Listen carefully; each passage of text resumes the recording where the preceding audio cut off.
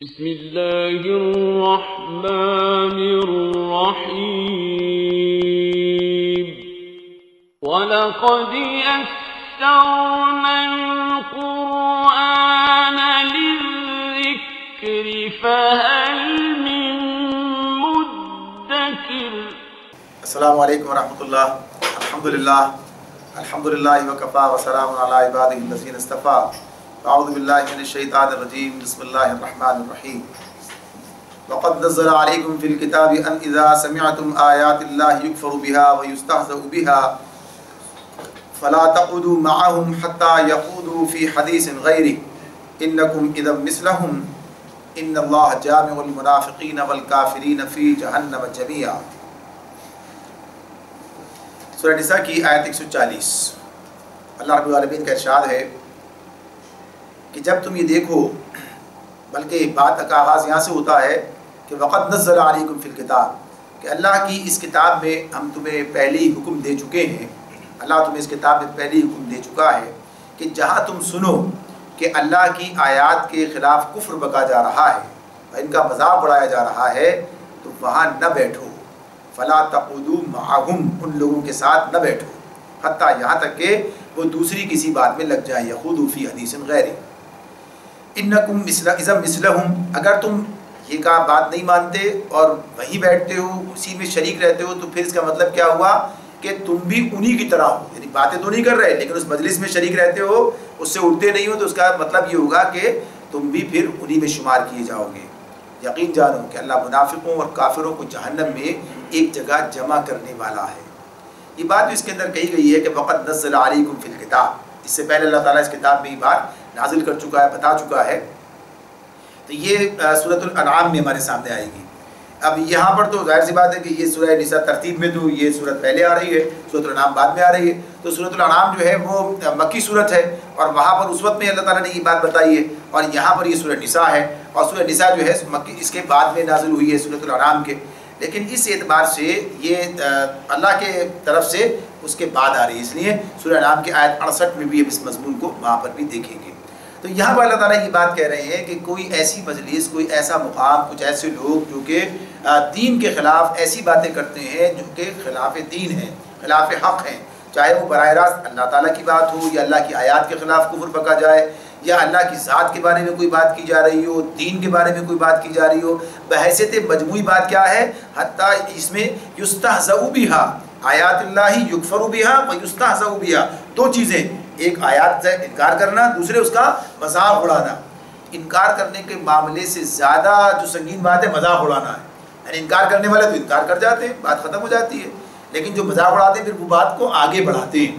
یہ بات یاد رہنی چاہیے کہ سورہ مدثر میں اللہ رب العالمین نے یہ بات ہمیں بتائی ہے کہ جو لوگ جہنم میں جائیں گے اور اہل جنت جب ان سے سوال کریں گے تو اس میں پوچھا ہے، جب وہ کہیں گے کہ کیا چیز تمہیں جہنم میں لے گئی، جب ان سے سوال کریں ما سلککم فی سقر، تو جو جواب وہ دیں گے ان میں جو چیزیں سامنے آتی ہیں، پہلی بات قالوا لم نک من المصلین، وہ کہیں گے نماز پڑھنے والے نہیں تھے، ولم نک نطعم المسکین، اور ہم مسکینوں کو کھانا نہیں کھلا رہے تھے، تیسری بات کیا ہے وَكُنَّا نَخُوضُ مَعَ الْخَائِضِينَ، ہم دین پر باتیں چھاٹنے والوں کے ساتھ مل کر باتیں چاٹ رہے تھے، ہم بھی جب لوگ باتیں کر رہے تھے، بنا رہے تھے، ہم بھی اس میں ٹکڑا لگا رہے تھے، ہم بھی پیچھے سے ہاں بالکل ایسا ہی ٹھیک، ہم بھی کوئی ہاں میں ہاں ملانے کی بات کر رہے تھے۔ تو اس معاملے میں یہ بات سمجھ لینی چاہیے، بعض اوقات ایسے حالات ہی پیدا ہو جاتے ہیں کہ کسی ایسی جگہ پر انسان پھنس جاتا ہے کہ جہاں یہ صورتحال ہو اور اس کے لیے وہاں سے اٹھنا یا الگ ہونا ممکن نہیں رہتا، اور اس کے لیے بعض اوقات گویا کہیے کہ ان کے اثر سے، رسوخ سے وہ مجبور ہو رہا ہوتا ہے، تو اس میں تو یہ ہے کہ اپنے آپ کو کسی اور طرف مصروف کرے، گویا کہیے کہ وہ وہاں اس کے اندر شریک کسی درجے میں بھی نہ ہو، ورنہ معاملہ کیا ہے کہ وہاں سے اپنے آپ کو الگ کرے، اٹھائے۔ اس لیے کہ مومن کی ذمہ داری کیا ہے، جب غلط بات کہی جائے تو اس کو منع کرے، روکے، اگر روکنے کی قوت نہیں رکھتا تو پھر کیا ہے وہاں سے ہٹ جائے، یعنی اس کی بات ہے یہ، نہ کہ ان کی خوشامد کے اندر ہاں میں ہاں ملانا، چاہے اپنا عقیدہ یہ نہ بھی ہو، لیکن بعض اوقات کیا ہوتا ہے دوسروں کی خوشامد کے اندر لوگ باتیں کرنے لگتے ہیں، اچھے اچھے لوگ جو ہیں دوسروں کی خوشامد کے اندر اور ایسی باتیں کرنے لگتے ہیں کہ ان کے پاس ان کا مقام اچھا قرار پائے۔ تو بہرحال یہ خوشامد جو ہے یہ انسان کے لیے اچھائی کا وہ نہیں ہے، گویا کہیے کہ سمبل، بلکہ یہ اس کی برائی کی علامت ہے، یعنی بظاہر اچھے کہنے کا مطلب یہی ہے کہ ویسے اچھی اچھی باتیں بھی کرتے ہوئے نظر آئیں، لیکن اصلاً وہ کیا ہے کہ مفاد کے ساتھ ہوتے ہیں. تو وہی منافقیت کی کیفیت ہوتی ہے کہ جب معاملہ ان کا سامنے آیا تو ان کے ساتھ مل کے بات کرنے لگے. تو باقی باتیں تو ان کی حیثیت ایسی نہیں ہوگی، لیکن اللہ کی آیات کے ساتھ کا مذاق اڑانا یہ بہت ہی سنگین بات ہے.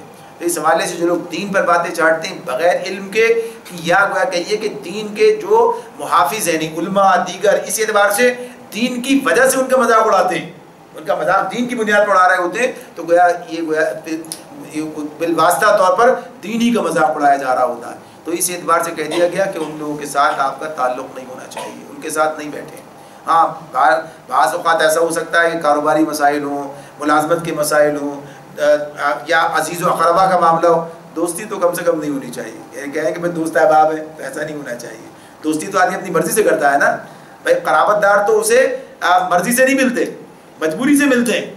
ظاہر سی بات ہے جو قرابت جو رشتہ دار ہے وہ رشتہ دار ہے، ہم نے بنایا تھوڑی اسے رشتہ دار. کوئی چچا ہے، تایا ہے، ماموں ہے، خالہ ہے، ایسا ہی کوئی اور آدمی ہے، بھتیجا ہے، بھانجا ہے، یہ کیا ہے ہمیں ملے، یہ ہمارے بس کی بات نہیں ہے.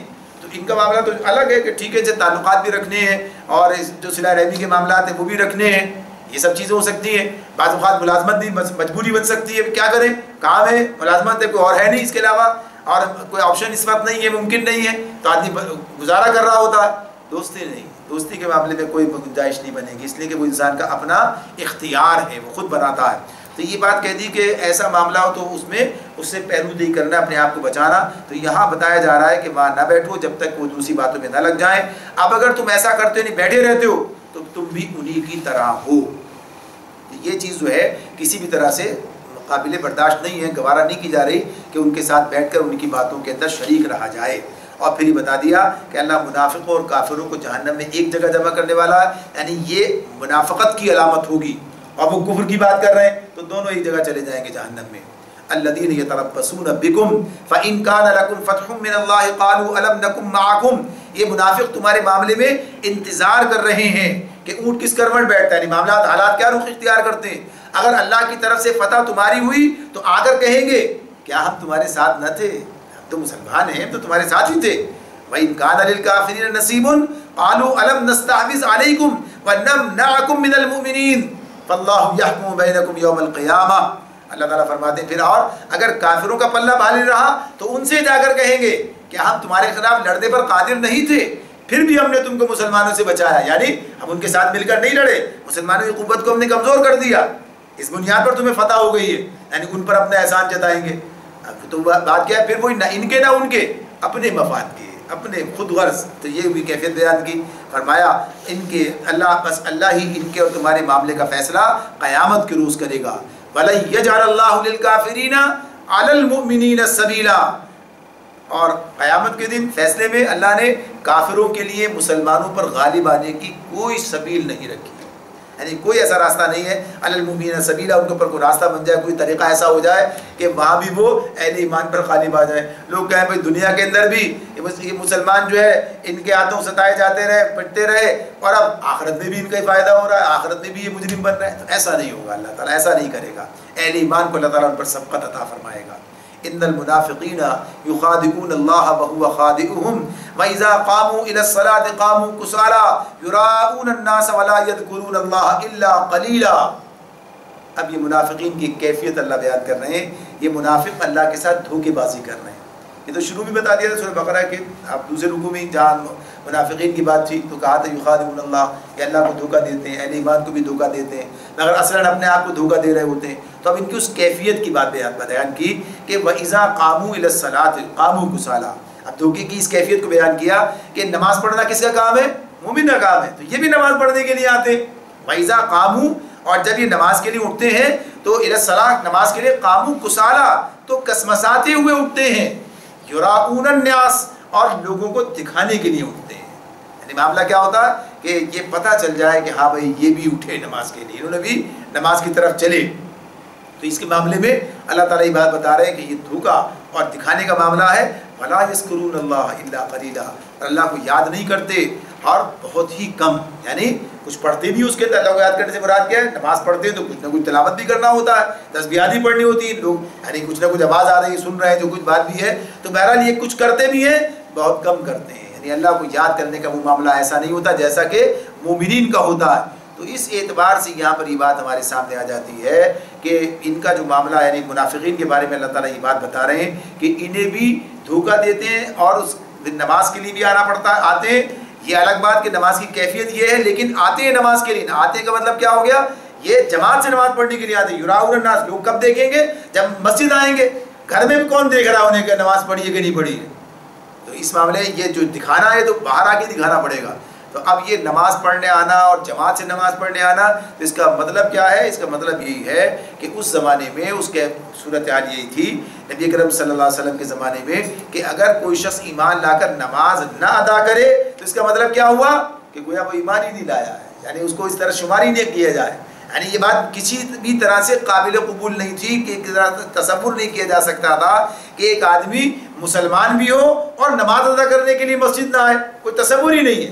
لہٰذا یہ لوگ بھی جو کہ عملاً مسلمان نہیں ہیں، اس طرح سے منافق ہیں، تو ان کا معاملہ بھی کہ آنا انہیں پڑتا تھا اور ان کے معاملات سے پتہ چلتا تھا کہ یہ بہرحال مارے باندھے آ رہے ہیں، یعنی یہ وہ اپنے آپ کو گھسیٹ کر لے کے آ رہے ہیں۔ اذان کے بعد سنتے ہیں، منافق کی جان پر بن جاتی ہے، دل پر جبر کر کے اٹھتا ہے اور اس کے آنے کا انداز صاف اس بات کی غمازی کر رہا ہوتا ہے کہ آ نہیں رہا بلکہ اپنے آپ کو کھینچ کر لا رہا ہے، یعنی یہ کیفیت اس کی جو ہے وہ نظر آتی ہے۔ تو نماز کے ساتھ دلچسپی، محبت، تعلق، یہ چیزیں جو ہیں نظر آتی ہیں۔ تو یہ بات کہ آج کے دور کا مسلمان اس کیفیت میں چلا گیا ہے کہ اس بارے میں وہ سوچنے کے لیے بھی تیار نہیں ہے کہ میرا نماز نہ ادا کرنا میرے ایمان پر سوالیہ نشان لگا رہا ہے، یا گویا کہیے کہ تو بالکل منافقت سے بھی زیادہ بری بھی حرکت کے پر پہنچ چکا ہے، اس دور کے حساب سے موازنہ کیا جائے تو یہ صورتحال ہے۔ تو نماز کا ادا کرنا انتہائی ضروری ہے، یہ مومن کی پہچان ہے، اسلام کی علامت ہے۔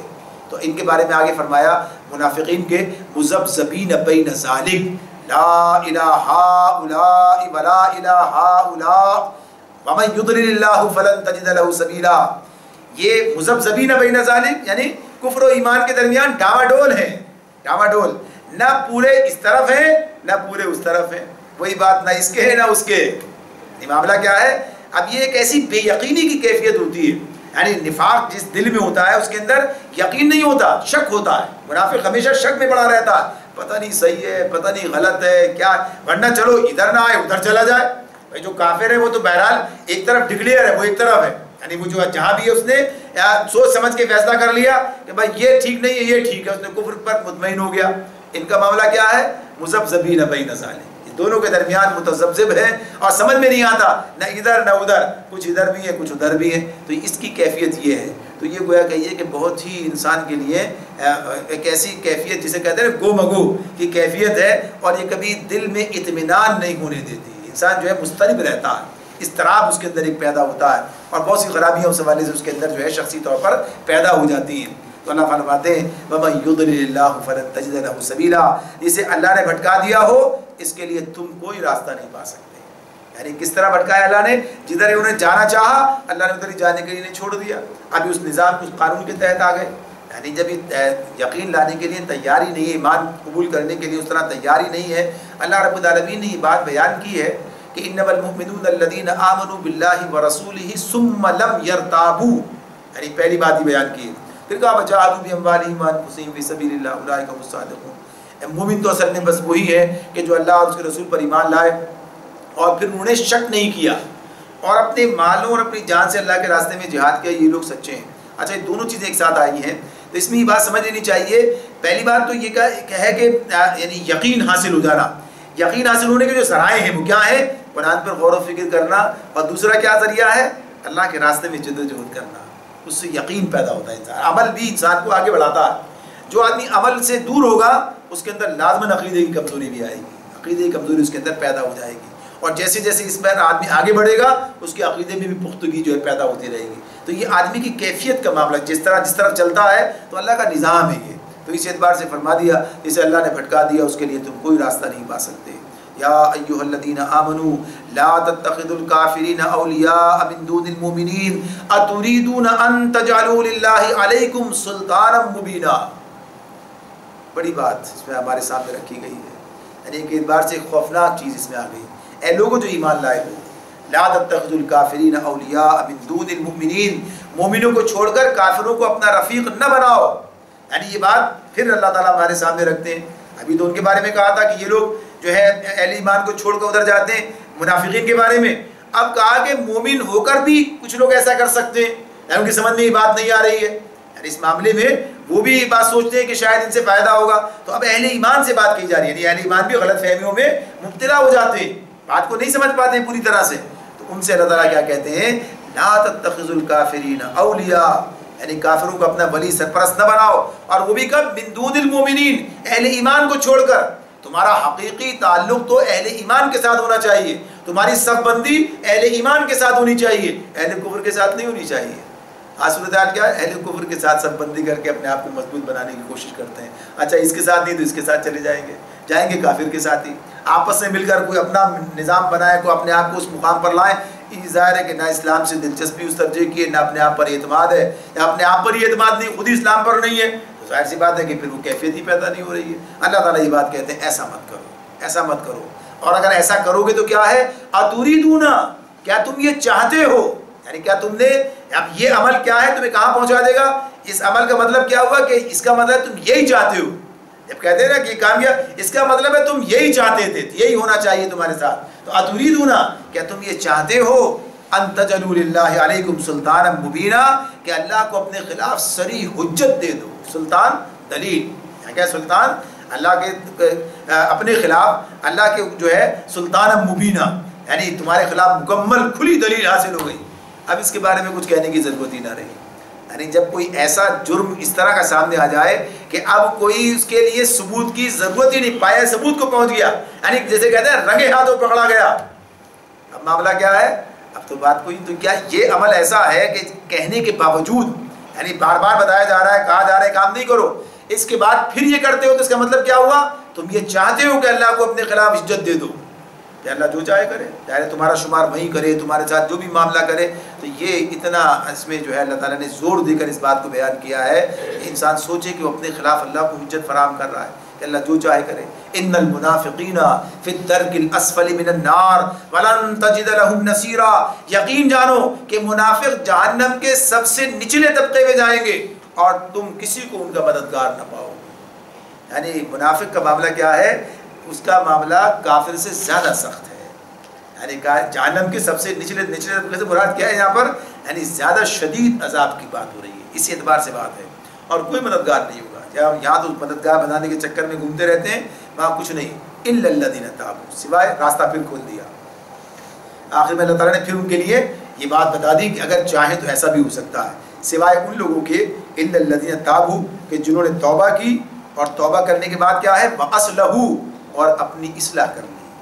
البتہ جو ان میں سے تائب ہو جائیں اور اپنی طرز عمل کی اصلاح کر لیں، وَاعْتَصَمُوا بِاللَّهِ، اور اللہ کے ساتھ وابستہ ہو جائیں، اللہ کا دامن تھام لیں، وَأَخْلَصُوا دِينَهُمْ لِلَّهِ، اور اپنے دین کو اللہ کے لیے خالص کر لیں، فَأُولَٰئِكَ مَعَ الْمُؤْمِنِينَ، ایسے لوگ پھر مومنوں کے ساتھ ہیں، ان کا شمار مومنین میں ہوگا.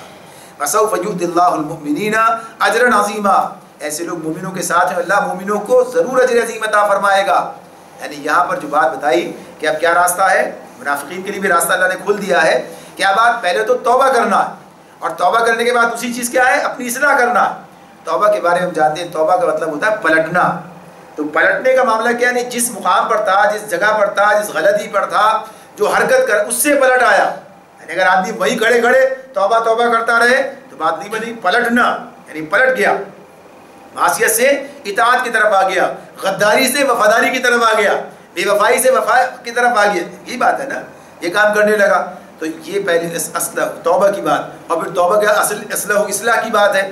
یعنی جو بگاڑ تھا زندگی میں اسے درست کر لیا، یعنی اصلاح کی، اور جو بگاڑ پھیلایا تھا اس کی بھی اصلاح کرنے کی کوشش کرے گا. یعنی اپنے ہاتھوں سے جو بگاڑ پھیلا چکا ہے اس کی بھی اصلاح ممکن ہو تو کرے، واصلہ، اور پھر اللہ سے وابستہ ہو جائے. اب کسی سے نہیں، نہ کسی کافر سے، نہ کسی مشرک سے، نہ کسی اور سے. کب کیا ہے، وَاعْتَصَمُوا بِاللَّهِ، اللہ کو دامن تھام لے، اللہ کے ساتھ وابستہ ہو جائے. تو اللہ کے ساتھ وابستگی، اللہ کی کتاب سے وابستگی، اللہ کے دین سے وابستگی. اب دین پر جم جائے، وَأَخْلَصُوا دِينَهُمْ لِلَّهِ، اپنے دین کو اللہ کے لیے خالص کر لے. یعنی اب اس کی وفاداریاں اللہ سے ہی، سوا کسی اور سے وابستہ نہ ہو. ساری دلچسپیاں، محبتیں اور عقیدتیں اللہ کے آگے نظر کر دیں، اپنے آپ کو اس کے لیے خالص کر لے. پھر اہل ایمان میں شمار ہوگا، پھر اجر عظیم اللہ تعالیٰ عطا فرمائے گا. ما یفعل اللہ بعذابکم ان شکرتم و آمنتم وکان اللہ شاکرا علیما۔ آخر اللہ کو کیا پڑی ہے کہ تمہیں خواہ بخواہ سزا دے اگر تم شکر گزار بندے بنے رہو اور ایمان کی روش پر چلو۔ اللہ بڑا قدردان ہے اور سب کے حال سے واقف ہے۔ اللہ تعالیٰ یہ بات تمام انسانوں سے ہی کہتے ہیں۔ اہل ایمان کی بات تو اپنی جگہ پر اپنی، یہاں تو اہل ایمان کے زمرے میں بات کرتے کرتے منافقین کی بات شروع ہو گئی تھی، پھر ان کو بتایا گیا کہ واپس آ جاؤ، راستہ کھلا ہے۔ تو اللہ تعالیٰ کب عذاب دیتے ہیں؟ جب انسان اپنے آپ کو عذاب کا مستحق بناتا ہے، ورنہ اللہ کو عذاب دینے کی ضرورت نہیں ہے۔ اگر اللہ تعالیٰ، یہ بات تو یہ ہے کہ اللہ کی چاہت کیا ہے، یعنی اللہ کی رضا کس میں ہے۔ اللہ تعالیٰ چاہتا یہ ہے کہ انسان کے رائے راست کی طرف آ جائیں۔ یہ الگ بات ہے کہ زبردستی نہیں کرتا اللہ تعالیٰ، یعنی اور جو جس راستے پہ جانا چاہے گا ادھر ہی لے کے چلا جائے گا، جہنم میں جانا چاہتا ہے جہنم میں جائے، لیکن اللہ کی رضا کس میں ہے؟ اللہ کی آئے گا ہمارے ساتھ مضمون بھی آئے گا کہ اللہ کی رضا اس میں، اللہ تمہارے لیے شکر کے والے سے یہ کہ اگر تم کفر کرتے ہو کرو، لیکن اللہ تمہارے لیے پسند یہ کرتا ہے کہ تم شکر کرنے والے بنو، یعنی یہ اللہ تعالیٰ خود بیان فرماتے ہیں۔ تو اور اسی لیے اللہ تعالیٰ سمجھا رہے ہیں۔ اللہ قرآن مجید ہمارے سامنے تو یہ کتاب نازل کی، پچھلی امتوں کے لیے اور کتابیں نازل کی، اپنے رسول بھیجے اور ساتھ ساتھ باتیں ان کے سامنے رکھی۔ مہلت دیتا ہے، موقع دیتا ہے، پلٹ آئے تو دل وہ ہے کہ یہ سینے سے لگا لیتا ہے، ان کی توبہ قبول کر لیتا ہے۔ سارے معاملات اللہ نے رکھے، کس لیے؟ اس لیے رکھے کہ اللہ تعالیٰ جو ہے لوگوں کو موقع دینا چاہتا ہے، موقع دیتا ہے، مگر وہ نہیں چاہتے تو نہ چاہیں۔ تو ایسا نہیں ہے کہ بھائی انہوں نے تو سزا دینے کی ٹھان ہی رکھی تھی، جیسے بعض لوگ کہتے ہیں نا، بعض کے معاملے میں کسی کے بارے میں کہہ سکتے ہیں کہ بھائی اس نے تو فیصلہ کر لیا تھا کہ بہرحال ہمیں اس نے سزا دینی ہے، ہمارے نقصان پہنچانے، چاہے کوئی بھی کہیے کہ بہانہ بنا کے کوئی بھی راستہ نکال کر۔ تو ایسا اللہ کے ساتھ نہیں ہے، اللہ کا معاملہ یہ نہیں ہے۔ اللہ تو گویا کہیے کہ انسان کو بخشنے کے لیے تیار ہے اگر کوئی وہ اس طرف آنے کا راستہ تلاش کر لے، یعنی جتنے راستے رکھے اللہ نے، اگر وہ آنا چاہے تو اللہ کی طرف سے معاملات کھلیں۔ تو ما یفعل اللہ، کیا پڑھی ہے اللہ تعالیٰ، کیا ہے ایسا کہ اللہ تعالیٰ جو ہے بعذابکم تمہیں عذاب دے، لیکن بات کیا، اگر تم شکرتم، اگر تم شکر کرو، شاکر بنو، شکر گزار بندے بنو، وآمنتم اور ایمان لاؤ، ایمان کی روش پر چلو۔ یہ بات دو شرطیں اللہ نے اس مقام پر ہمارے سامنے رکھی ہیں، عذاب سے بچنے کے لیے ایمان اور شکر کی بات رکھی ہے۔ مختلف مقامات پر مختلف چیزیں ہمارے سامنے آتی ہیں، اور بعض اوقات ایک چیز اگر اس کی وسعت پر غور کیا جائے تو گویا دین کے خلاصے کے طور پر بھی سامنے آ جاتی ہے بعض اوقات، یعنی ایک ہی لفظ جو ہے اسی سے بہت ساری باتیں کھل کر سامنے آتی ہیں۔ تو یہ جو اصل لفظ شکر ہے، یہ جو لفظ شکر ہے، اگر اس پر غور کیا جائے کہ شاکر کیا ہوتا ہے، شکر کرنے والا کون ہوتا ہے، شکر کرنا کسے کہتے ہیں، تو ہمارے سامنے قرآن مجید اس کو بہت اچھی طرح سے واضح کرتا ہے۔ مختلف مقامات پر جہاں جہاں اس کے مطالب ہمارے سامنے آتے ہیں، اگر انہیں سامنے رکھتے ہوئے دیکھیں تو شکر کا ایک پورا مفہوم ہمارے سامنے آ جاتا ہے۔ اس میں سب سے پہلی بات جو سامنے رکھنی چاہیے وہ کیا ہے؟ پہلی بات یہ ہے کہ جب شیطان نے آدم علیہ السلام کے حوالے سے اپنے عزائم کا اظہار کیا تھا اولاد آدم کے بارے میں، بنی آدم کے معاملے میں، کہ وہ انہیں فرغلائے گا، انہیں جو ہے وہ کہیے کہ راہ سے بے راہ کرنے کی کوشش کرے گا، تو اس نے جو اللہ رب العالمین سے مہلت مانگنے کے بعد جو بات کہی تھی، یعنی اپنی سرگرمی کی بات کی تھی کہ میں ان کے آگے سے آؤں گا، پیچھے سے آؤں گا، دائیں بائیں سے آؤں گا، اور پھر کیا کہا تھا، وَلَا تَجِدُوا أَكْثَرَهُمْ شَاكِرِينَ، تو ان میں سے اکثریت کو شکر گزار نہیں پائے گا، یعنی میرے اس راستے پہ چل کر، میرے اس وسوسے سے متاثر ہو کر اور اس جال میں پھنس کر کیا فرق پڑے گا، کیا نتیجہ نکلے گا، کہ ناشکرے ہو جائیں گے، نہ شکر گزار نہیں ناشکرے ہو جائیں گے۔ تو ناشکرہ کیا مطلب ہوا؟ یہ بات تو یہ ہوتی، اصل اصطلاح تو اسلام کی نا، اسلام کی بات، یہ سارے کے سارے کافر ہو جائیں گے، یہ سارے کے سارے، ان میں سے اکثریت کافر ہو جائے گی، ان میں سے اکثریت جو ہے وہ یہ منافق ہو جائے گی، یا کوئی اور بات کہتا، یہ بات نہیں کہی اس نے، وَلَا تَجِدُوا أَكْثَرَهُمْ شَاكِرِينَ، میں سے اکثر کو تو شکر گزار نہیں پائے گا۔ تو اگر اس معاملے میں دیکھیں تو پھر ہمارے سامنے بات آتی ہے، پھر ہمارے سامنے بات آتی ہے اس کا اصل مفہوم کیا ہے، اور اس اعتبار سے اس کی بات جو ہے کہ اس نے جو بات کہی تھی اس پر وہ کتنا جو ہے لگا ہوا ہے، اور کس طرح سے گویا کہیے کہ اپنے ٹارگٹ کو حاصل کرنے کی کوشش کر رہا ہے۔ تو یہاں مسلم کے اندر بھی، یعنی جو غیر مسلم ہیں ان کا معاملہ تو پہلے مرحلے میں تو وہ تو گویا کہیے کہ ناکامی ہو گئے۔ دنیا میں اگر ہم مسلم اور غیر مسلم کے تقسیم کریں تو کیا معاملہ ہے؟ ایک تو ناکام بڑا حصہ، اور دوسرا حصہ کیا ہے؟ مسلم۔ اب مسلم کے اندر بھی شکر گزار کتنے؟ اب شکر کا جو اصل مفہوم اپنے سامنے رکھیں، جھگڑا کس بات پر ہوا تھا وہاں پر؟ جھگڑا اس بات پر تھا جب اللہ تعالیٰ نے آدم کو خلافت کا منصب عطا کیا، اللہ تعالیٰ نے، تو اس پر شیطان نے اعتراض کیا۔ شیطان نے اس پر کیا کہا؟ انا خیر من، میں بہتر ہوں اس سے، میں اس سے بہتر ہوں. یعنی اس نے اللہ تعالیٰ کے اس فیصلے کو گویا کہیے کہ چیلنج کر دیا. یعنی اس نے بات کی اور اپنی بڑائی اور اپنی برتری کو جو ہے سامنے رکھا. اس کے اپنی دانی اپنی جو ہے خود اختیاری اپنے طور سے جو اپنے زوم کے اندر اس نے کہا انا خیر من. گویا وہ کہنا ہی چاہتا تھا کہ یہ اس کا حقدار نہیں ہے, یہ اس لائق نہیں ہے, اسے جو منصب آپ دے رہے ہیں یہ اس لائق نہیں ہے. تو اب وہ یہی بات کہہ رہا ہے کہ آپ نے اس کو یہ منصب دیا, اس کو یہ مقام دیا, اس کو یہ عزت دی, اس کو یہ سرفرازی دی, یہ اسے کوالیفائی نہیں کرے گا, یہ اس کی قدر ہی نہیں کرے گا, یہ ناشکرہ بنے گا. یہ تو شکر کا اصل مطلب کیا ہوگا؟ قدر کرنا, کسی چیز کا قدر کرنا اور اس کا حق ادا کرنا. قدر کریں گے تو حق بھی ادا کریں گے. اصل چیز قدر کرنا ہے. کسی بھی چیز کی قدر ہوگی تو کیا ہوگا؟ ہم کہیں گے بھائی اس کی, یعنی آدمی اس کی قدر کرے گا تو پھر کیا کرے گا؟ اس کا حق ادا کرے گا. ورنہ کیا, جب حق ادا نہیں کرتے تو کیا کہتے ہیں؟ ناقدری کر رہا ہے. یعنی یہ ناقدری کر رہا ہے, اسے قدر ہی نہیں ہے اس چیز کی. یعنی اس کا اگر صحیح استعمال نہ کیا جائے تو کیا ہوگا؟ ناقدری ہے. تو انسان کو اپنے منصب خلافت کا احساس ہی نہیں ہے. اللہ نے اسے منصب دیا, کیا خلافت کے منصب پر فائز کر دیا, مسجود ملائک بنا دیا, اشرف المخلوقات بنا دیا, لیکن اسے احساس ہی نہیں ہے. وہ کہاں پڑا ہوا ہے, کس چکر ہے, جانوروں کی طرح کی زندگی بسر کر رہا ہے. وہ پھر کھانے پینے, اولاد پیدا کرنے, اسی کام کے اس نے سمجھ لیا یہی کام میری زندگی کا مقصد یہی ہے. تو شکر کا یہ حقیقی مفہوم سامنے رکھنا, یعنی اس کی وسعت کو سامنے رکھنا. اگر تم اللہ کی نعمتوں کی قدر کرو, نعمت سے مراد کیا؟ سب سے بڑی نعمت تو ایمان کی نعمت ہے. اگر آدمی سوچے میں بڑی قدر کرتا ہوں, روٹی اٹھا کے چوم کے کھا لیتا ہوں, کبھی کوئی رزق پڑا ہوا نیچے نظر آتا ہے تو اس کا بھی احترام کرتا ہوں, فلاں یہ ایسے کام کرتا ہوں, بڑا شکر گزار بندہ ہوں, ایسے نہیں ہوتا ہے. ٹھیک ہے, یہ بات بھی اپنی جگہ پر ہے کہ یہ بھی گویا کہ اللہ کی ایک نعمت کا جو قدر کرنا, لیکن اس نعمت اور اس نعمت کے اندر کتنا فرق ہے. جو دین کی نعمت ہے اس کی کون قدر کر رہا ہے؟ کتنا احساس ہے اپنے دین پر قائم رہنے, اپنے دین کے قدر کرنے, اس پر جو ہے کہیے کہ اس پر کسی بھی طرح سے اس کے خلاف نہ جانے, اس پر کوئی سمجھوتا نہ کرنے. یعنی دین مغلوب ہے, پرواہ نہیں, کوئی فرق کیا پڑتا ہے. یعنی شریعت جو ہے آج نبی صلی اللہ علیہ وسلم کی مغلوب ہے, کیا فرق پڑتا ہے. دین پر عمل ہو رہا ہے, نہیں ہو رہا ہے, نہیں ہو رہا ہے. اللہ کی کتاب ہے, ہاں ٹھیک ہے, اس کے ساتھ رویہ کیا ہے, سب چیزیں قدر, کتنی قدر ہے ہماری زندگی میں, کیا مقام ہے اس کا, کیا حیثیت ہم نے دے رکھی ہے دین کو, اللہ کی کتاب کو. تو یہ تمام چیزیں آتی ہیں. تو شکر کا مطلب ہوتا ہے قدردانی. تو یہاں پر یہی بات ہو رہی ہے. تو یہ مضمون کئی مرتبہ سامنے آئے گا کہ اگر تم شکر گزار بندے بنے رہو, ایمان کی روش پر چلو, تو پھر اللہ تمہیں کیوں سزا دے گا. جب قدر کرو گے تو حق بھی ادا کرو گے. اور پھر کیا کہا؟ وَقَانَ اللَّهُ شَاكِرًا عَلِيمًا, اللہ بڑا قدردان. اب اس کا ترجمہ قدردان ہو رہا ہے. پہلے تو کہہ رہے شکر گزار کا, اب اللہ تو شکر گزار نہیں ہوتا نا. کیا کہا اس کے لیے؟ شاکر کا لفظ مطلب کیا ہوتا ہے؟ شکر کرنے والا. شاکر کون ہے؟ اردو میں بھی تو یعنی نام اپنے بندے کے لیے بھی تو استعمال کرتے ہیں. کسی کہا جائے شاکر, بڑا شاکر, بڑا شاکر, صابر اور شاکر ہم کہتے ہیں نا کسی کے لیے, صبر, بڑا صبر اور شکر کرنے والا, یہ بات کہتے ہیں نا. اب اللہ تعالیٰ کی بات کیا, جب اللہ کے لیے لفظ استعمال ہو گیا, اللہ کے لیے شاکر علیم, اللہ ہے شاکر, وہ شاکر علم والا ہے. اور تو اب ترجمہ کیا گیا؟ قدردان. وہی اس پر آ گئے, اس کے اصل مفہوم پر آ گئے. یعنی جو اس لیے کہ ایک ہی لفظ دونوں جگہ پر بات ہو رہی ہوتی ہے, مگر کسی اور مفہوم کے اندر جاتا ہے وہاں پر. اب انسان کے لیے انسان کیا کرے گا؟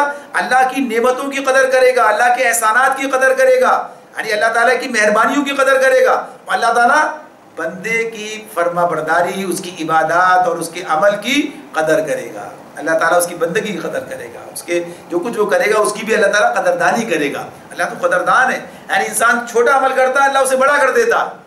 انسان چل کر آتا ہے, اللہ دوڑ کر چلا آتا ہے نا. یہ بات تو قدر ہی کی بات تو ہے. جس کے لیے قدر ہوتی ہے اسی کے لیے تو آدمی کام کرتا ہے. تو یہ بات اسی اعتبار سے کہ اللہ تو بڑا قدردان ہے. ایسا نہیں ہے کہ اللہ تمہارے اعمال کی ناقدری کرتا ہے, ٹھکرا دیتا ہے, قبول نہیں کرتا ہے. ہم تو کہتے ہیں نا بعض اوقات کیا ہوتا ہے, جس کو سمجھتے ہیں کہ ہمارے شایان شان اٹھایا پھینک دیا. کہا نہیں, ایسا نہیں. اللہ تو اگر اخلاص ہو, شرط کیا ہے؟ اخلاص نہیں ہے تو اللہ کو بھی نہیں چاہیے. یعنی اگر اس کے اندر جو ہے شرک کی آمیزش ہے, اخلاص نہیں ہے تو شرک ہوتا ہے. اخلاص کے ساتھ اخلاص خالص کر لینا. جب ناخالص ہے, ناخالص کا مطلب کوئی چیز مل گئی ہے, دودھ کے اندر پانی مل جائے تو ناخالص ہو جائے گا. دودھ بھی ہوگا لیکن پانی کی ملاوٹ ہے اس کے اندر. اور جب اس کے اندر اللہ کے ساتھ کے لیے جو عمل کیا ہے, اس میں اگر کوئی ملاوٹ ہو جائے, کسی اور کی رضامندی, کوئی اور ہدف بھی آ جائے, شرک ہو گیا. تو اللہ اسے نہیں پسند کرتا. باطل دوئی پسند ہے, حق لا شریک ہے, شرکت میانہ حق و باطل نہ کر. تو یہ بات اپنی جگہ, عمل تھوڑا ہو لیکن خالص ہو, خالص اللہ کے لیے ہو. تو یہ بات بتائی کہ اللہ قدردان ہے اور سب کے حال سے واقف ہے.